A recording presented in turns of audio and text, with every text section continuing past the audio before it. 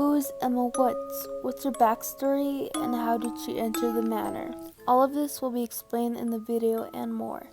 Emma Woods, commonly known as the Gardener, is one of the 4 default survivors in Identity V and the game's mascot. Her ability is to destroy rocket chairs, but it's only temporary, since the hunter/killer can easily reconstruct the chair, but it definitely slows time down for the hunter. If you're new to this channel and have absolutely no knowledge of what Identity V is, it's a horror mobile game. It was initially based on Dead by Daylight, but has slightly expanded on the game's concept. You can play as one of the survivors of your choice and escape the wicked grasp of the deadly hunter, or you can become exactly what the survivors are hiding from, the hunter. The game has what the developers describe as a gothic visual art style, but I like to think it looks more like the movie Coraline. Button eyes are a usual occurrence in the game, so don't be scared. Elmi can be described in her fandom page as having a petite build alongside a peach skin tone.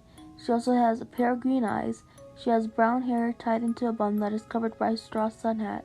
She also has freckles on her face. She dons a white shirt with rolled up sleeves along with a pair of blue jeans that are held up by a tool belt. The tool belt holds a pair of pruning shears and a red bottle. She also dons a pair of brown boots and a green gardening apron. Emma's story begins around December 1876. Emma was originally called Lisa and born to Leo Beck and Martha Remington. Leo, the father, was actually tricked into buying a gun factory, which was ultimately the cause of the father's financial struggle. The factory is actually called Leo's Factory, which is also connected to the in-game map Leo's Memory. It incorporates Leo's factory during the snowy season before it burned down.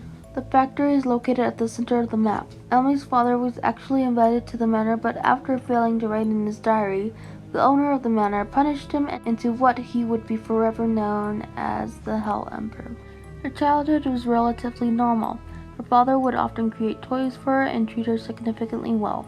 Being in debt, he had no choice but to send Lisa to an orphanage. He also resorted to alcohol after finding out his wife ran off with his friend that told him to purchase the factory. Not long after, he set himself and the factory ablaze. Lisa resided in the orphanage for 5 years. The orphanage was really not in great condition and could be considered a torture chamber in my opinion. The awful conditions of that place created psychological trauma for the children, and soon would be turned into an asylum, which we know today as White Sands Street Asylum.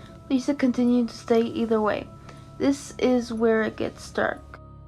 He was operated on by a doctor named Lydia Jones. The procedure was so traumatic she decided to run away from the asylum and conjure up a new identity and called herself Emma Woods. We believe that Emma has no recollection of her past, but we do know that she has had interactions with Freddie, Emily, and Creature before her time at the manor. If you played in White Sands Street Asylum, you've probably noticed a room that has an operating chair and a creepy stuffed bear with flashing lights. This is said to be where Lydia operated on Emma and supposedly other victims as well. If you visit the map, you will see on the walls there are written words that will say, "Lydia will always stand by Lisa's side forever and ever."